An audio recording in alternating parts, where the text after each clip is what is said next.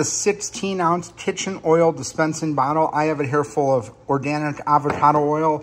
This is the standard avocado oil bottle right here. This is the 33.8-ounce bottle.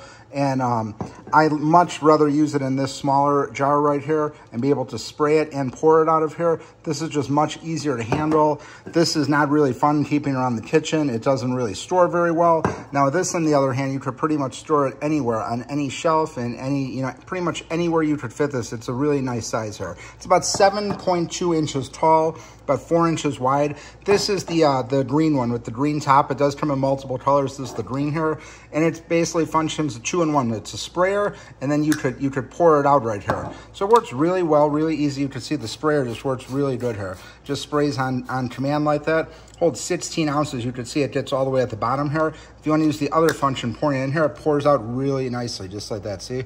And what I like about it is it doesn't really drip on the front here like some of the other ones do. I'm very happy with this thing. We've been using it for a while, and it's a really nice addition to our kitchen. The bottom is made of the glass. It's the Boro Chocolate glass bottle, and it's made really nice. It's not all plastic or anything. It's a really heavy-duty spray bottle.